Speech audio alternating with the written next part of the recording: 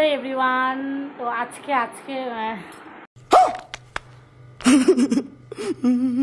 Everyone তো আজকে আমরা যাচ্ছি বিয়ে বাড়িতে। তো এই সপ্তাহ ধরে পুরো বিয়ে বাড়ি কিন্তু চলছে আমাদের। তো ভাবলাম আজকে তোমাদের সাথে বিয়ে বাড়ির একটা ছোট্ট ব্লগ ভিডিও শেয়ার করি। তার জন্যই কিন্তু ভিডিওটা আমি স্টার্ট করলাম 7:30 থেকে। এখন কিন্তু সন্ধ্যে 7:30 বাজে।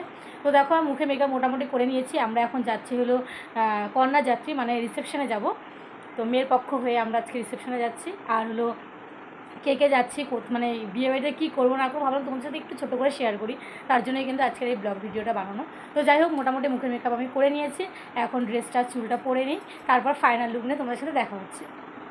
এখানে কিন্তু এখন আমি চুল স্ট্রেট করতে বসে গেছি। আর এখানে দেখো আমি স্ট্রেটনার নিয়ে নিয়েছি আজকে আইকনিকের প্রফেশনাল।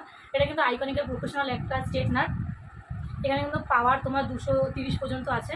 তো এই স্ট্রেটনারটা কিন্তু খুবই ভালো, প্রফেশনাল ক্ষেত্রে বলো আর তুমি পার্সোনাল ইউজের জন্য কিন্তু নিতে পারো। যেহেতু আমার কাজের সূত্রে লাগে সেই কারণে কিন্তু আমি একটু ভালোটা নিয়েছি। আর এটার প্রাইস হলো তোমার 4,000 টাকা পড়েছে আমার। তো যাই হোক, চুলটা স্ট্রেট করে নিই।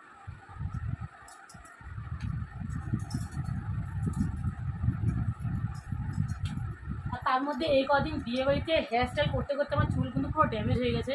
দেখো কালকে ক্রিম্পিং করেছিলাম, দেখো ক্রিম্পিংয়ের ছাপগুলো কিন্তু এখনও আছে। চুলের অবস্থা কিন্তু আমার খুবই খারাপ।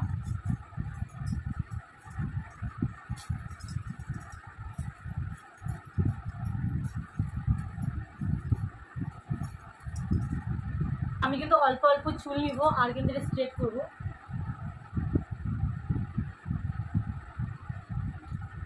দেখো একটানে কত সুন্দর কিন্তু স্ট্রেট হয়ে গেল।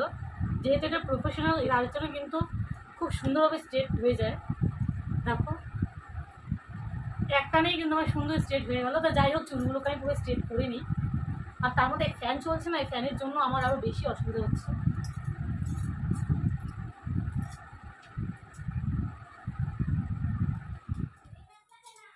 তো দেখো আমার কিন্তু স্ট্রেট হয়ে গেছে।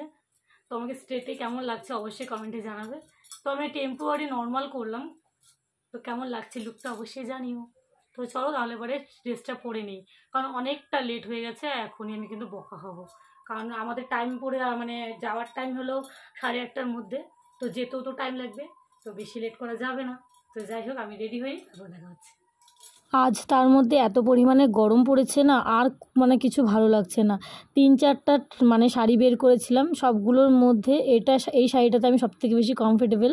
আর এই কালারটা আর এই শাড়িটা আমার এত একটা প্রিয় শাড়ি, মানে আমি খুব পছন্দ করি এই শাড়িটাকে আর কালারটাকে। আর আমায় পরলেও বেশ লাগে ভালো দেখতে। তো তোমরাই বলবে আমায় কেমন লাগছে। আমার তো নিজেকে বেশ ভালো লাগছিলো। যাই হোক, অনেক কষ্ট সৃষ্টে আজকে একা একাই শাড়ি পরতে হলো, যেহেতু বাড়িতে কেউ নেই। তো প্রবলেম তো হয়েছেই। তো যাই হোক, কেমন লাগছে আমায় এই লুকটাতে অবশ্যই জানিও। তো চলো বেশি দেরি না করে এবার কিন্তু বেরিয়ে পড়ি, না হলে পরে কিন্তু মানে অনেকটা বকা খেতে লাগবে আমাদের। আমরা কিন্তু বেরিয়ে পড়েছি। এখন আছি আমরা রাস্তার মধ্যে, তাকাও একটু। এই যে আমরা দুজন, আমরা কিন্তু রেডি হয়ে গেছি, মানে রেডি হয়ে কিন্তু বেরিয়ে গেছি। 5 মিনিট হয়ে গেল, ভিডিও করতে আমার একদম মনে ছিল। তো যাই, এখন যাওয়া যাক। অনেকটা লেট হয়ে গেছে আমাদের, যেই টাইম দিচ্ছে সেই টাইমের থেকে একটু লেট হয়ে গেছে। এখন দেখি ওদের কত দূর। তো আমরা তো এখানে পৌঁছে গেছি, কিন্তু রাস্তার মধ্যে একটা সমস্যা হয়ে গেছিলো আমাদের সাথে। সমস্যা বলতে হঠাৎ করে মানে আকাশের অবস্থা খুবই খারাপ হয়ে গেছিলো, 2-1 ফোঁটা বৃষ্টি পড়লো। তো আমরা তো ভাবলাম যে হয়তো বা জোরে বৃষ্টি আসবে, কিন্তু ভাগ্য ভালো যে জোরে বৃষ্টি আসেনি। তো আমরা একটা দোকানে একটু ওয়েট করলাম, ওয়েট করার পরে কিন্তু দিদি বেরিয়ে চলে আসছি। আর এসে এখানে দেখছি এখনও এদের মানে মোটামুটি কারোই হয়নি। তো ওরা এখনও রেডি হচ্ছে। আর এখানে আমার যেহেতু কোনো কাজ নেই, আমি ভাবলাম একটু ছোট্ট করে ভিডিও নেই আর তোমাদের সাথে শেয়ার করি। এটা হলো ছেলের ড্রেস, এটা হলো মেয়ের শাড়ি। ওখানে পান সুপারি, এখানে চকলেট, কুরকুরে, লেস, মিষ্টি, নারকেল, এগুলো আমাদের নিয়মে থাকে, এগুলো সব দেওয়া হচ্ছে। আর আজকে কিন্তু আমার পুরো ফ্যামিলি যাচ্ছে। আমার মা, এই যে এটা হলো আমার মা হয়, তো মাকে আমি শাড়িটা একটু ঠিক করে দিচ্ছিলাম, যেহেতু একা একা পরেছে, ঠিকঠাক পরতে পারেনি। আর তার মধ্যে আমি নিজেও শাড়ি সামলাতে একদমই পারি না, আমার কিন্তু বেশ অসুবিধা হচ্ছিল। আর এখানে ওদের জন্য ওয়েট করতেছি এতক্ষণ থেকে, মানে আমার সত্যি কথা বলতে আর ভালো লাগছিল না, কারণ বাড়ি থেকে তাড়াহুড়ো করে এসেছি মোটামুটি রেডি হয়ে, আর এখানে এসেই দেখছি ওদের এখনও হয়নি। তো আমার না বিভৎস বিরক্ত ফিল হচ্ছিল। তো যাই হোক, নিজে নিজে শাড়িটাকে আমি এখানে খুলে আর একবার পরে নিলাম, যেহেতু একা একা পরে এসেছিলাম, তো এই কারণে একটু প্রবলেম হচ্ছিলো শাড়িটা নিয়ে। তো হ্যাঁ, তোমরা কিন্তু অবশ্যই বলবে শাড়ির কালারটা কেমন লাগছে আর শাড়িটাতে আমায় কেমন লাগছে। তো যাই হোক, তারপরে কিন্তু আমাদের গাড়ি চলে আসছে, তো সে কারণেই আমরা বেরিয়ে পড়লাম, সবাই মিলে তত্ত্ব নিয়ে কিন্তু বেরিয়ে পড়ছি। তো এখানে আমি নিয়ে নিয়েছি 2টো তত্ত্ব, আর দিদিদেরকে দিয়েছি, আর বাইরে কিছু তত্ত্ব বাইরে আছে। যেহেতু আজকে এমনি আমরা বৌভাত খেতে যাচ্ছি, সেই কারণে কয়েকটা জিনিস যেগুলো নিয়মে নিতে হয়, সেই কারণে সেই কয়েকটা জিনিসই আমরা কিন্তু নিয়মের জন্য নিয়ে নিচ্ছি। আর আশীর্বাদে তো তত্ত্ব পাঠানো হয়েছিলই, সেইগুলো এক্সট্রা করে আমি এই ভিডিওতে আনিনি। তো এখানে আমরা বাইরে দাঁড়িয়ে আছি, আর বাইরে এদের রাস্তায় যেহেতু লাইটটা নেই, পঞ্চায়েত এলাকা, সেই কারণে কিন্তু অন্ধকার, ভিডিওটা কিন্তু একটুখানি অন্ধকার আসছে। আমরা এখানে ওয়েট করছি গাড়িওয়ালার, কারণ গাড়িওয়ালা এসে সামনে একটু দাঁড়িয়েছে, ওনার কোনো কাজের ক্ষেত্রে দাঁড়িয়ে আছে। তো সেই কারণে কিন্তু আমরা সবাই মিলে বসে দাঁড়িয়ে এখানে গল্প করছি, মানে গাড়ি আসলেই কিন্তু আমরা এখান থেকে রওনা দেব। আর এখানে কিন্তু শেষমেশ চলেই এসেছি, এসেই দেখি আমাদের লক্ষ্মী প্রতিমা বসে আছে। এতটাই সুন্দর লাগছিল দেখতে, কি আর বলবো, খুবই মিষ্টি লাগছে, খুবই মিষ্টি, মানে দেখে চোখ ফেরানো যাচ্ছিল না, এতটাই ভালো লাগছে। এই যে দেখো, সব বোনেরা মিলে কিন্তু এখন চলে আসছি দিদির সামনে। এই যে ওরা দাঁড়িয়ে আছে, আমি একটু বসলাম রেস্ট নেওয়ার জন্য। আর আমাদের বউকে কিন্তু খুব সুন্দর লাগছে দেখতে, মিষ্টি লক্ষ্মী প্রতিমা মনে হচ্ছে। কালকের থেকে দায়িত্ব শুরু, সাজাইছে কি। আর আমাদের পুরো ফ্যামিলি বলো, যে আমাদের কন্যাযাত্রীর যে টিমটা, সবাই কিন্তু এখানে দাঁড়িয়ে দাঁড়িয়ে আমরা ব্রাইডকে দেখছি, কারণ এক এক করে ব্রাইডের সাথে ফটোশ্যুট হচ্ছে। তো আর সত্যি কথা বলতে ভবনের বিয়ে আমার একদমই পছন্দ হয় না, এতটাই বোরিং হয়, মানে কি আর বলবো, কোনো মিউজিক হয় না, কোনো কিছু হয় না, একদম শান্ত শান্ত বিয়ে আমার একদমই পছন্দ না। একটু মানে গান বাজনা বাজবে, সেই সব বিয়ের একটা আনন্দ কিন্তু আলাদাই হয়। যেহেতু এটা ভবনে হচ্ছে, সেই কারণেই কিন্তু কোনোরকম কোনো আওয়াজ কোনো কিছুই নেই, একদম ঠান্ডা একটা বিয়ে। তো যাই হোক, এখানে আমাদের সবার ফটো তোলার পালা এক এক করে, তো সবাই মিলে দাঁড়িয়ে আছি যে দিদির সাথে, মানে ব্রাইডের সাথে যায় আমরা এক এক করে ফটো তুলবো। সেই কারণে এই যে নীল কালারের যে কুর্তা পরে আছে, ইনিই হলো আমাদের জামাইবাবু, নতুন জামাইবাবু। তো ওনার সাথে তোমাদের পরিচয় করেনি, সেরকমভাবে ভিডিওতে নেওয়া হয়নি, যেহেতু নতুন, একটু তো লজ্জা লাগবেই আমার ভিডিও করতে, তো একটুখানি দেখিয়ে দিলাম, দেখে নাও। তো তারপরে আমরা কিন্তু অনেক সবাই মিলে ফটো তোলার পর এখানে আমাদের টিফিনও দিয়ে দিয়েছিল মাঝখানে, তো আমরা এখানে টিফিনও কিন্তু খাওয়া দাওয়া করে নিয়েছি।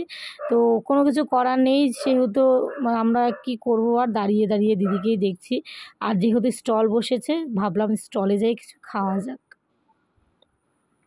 স্টলেই সবার প্রথমে এখানে দিয়ে দিয়েছিল কিন্তু কফি, আর দিয়ে দিয়েছিল পকোড়া, ভেজ পকোড়া, আর হলো আইসক্রিম। মানে আমার আর কোনো কিছু দরকার নেই, আমি আইসক্রিমটা দেখে বেশ খুশি হয়েছিলাম। তো আমি পকোড়াটা প্রথমে একটু মানে খেলাম, বেশ ভালোই লেগেছিলো, গরম গরম ছিল। আর সত্যি কথা বলতে আমি ভাবছিলাম আইসক্রিমটা কতক্ষণে খাবো। তো আর পকোড়াটা শেষ করার সাথে সাথেই কিন্তু আমি চলে গেছি আইসক্রিমের ওখানে আইসক্রিম খেতে। দেখো, বিয়েবাড়িতে একজন একটা খাবার খেতে ভালোবাসে, মানে সবার পছন্দ তো আর এক না, কিন্তু আমি বিয়েবাড়িতে বলো যে কোনো অনুষ্ঠান বাড়িতে যদি আইসক্রিমের স্টল বা আইসক্রিম হয়, তাহলে পরে আমি কেন জানি বেশ খুশি হয় আমার মন, কারণ আমি আইসক্রিম পাগল, মানে আমি জানি না কেন এতটা খেতে ভালো লাগে আমার। তো আমি কিন্তু যাওয়ার সাথে সাথে 2টো খেয়ে নিয়েছি।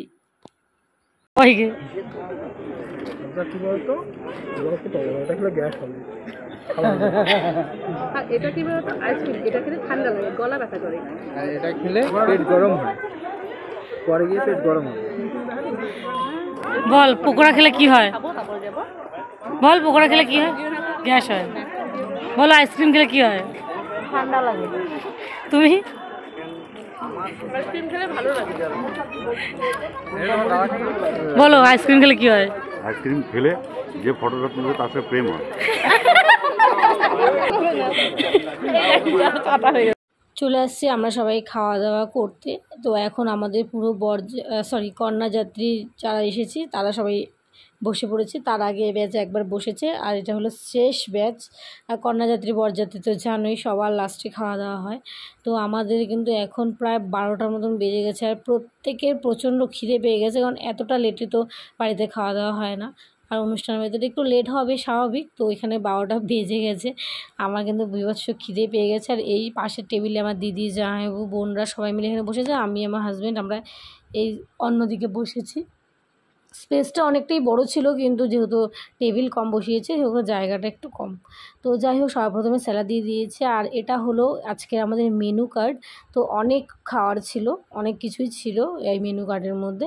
তার থেকে কিছু কিছু জিনিস বেছে বেছে নিয়েছি, সমস্ত কিছু তো নিয়ে নষ্ট করে লাভ নেই।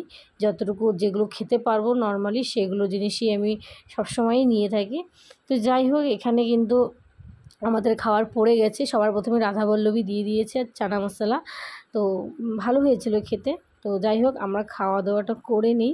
খাওয়া দাওয়া করে নিয়েই কিন্তু আমরা বেরিয়ে পড়বো বাড়ির জন্য। তো আমাদের খাওয়া দাওয়া হয়ে গেছে, তো এখন আমরা বাড়ির জন্য বেরোচ্ছি। তো আজকে এই ভিডিওটা এখানেই শেষ করছি। কেমন লাগলো অবশ্যই কমেন্টে জানিও।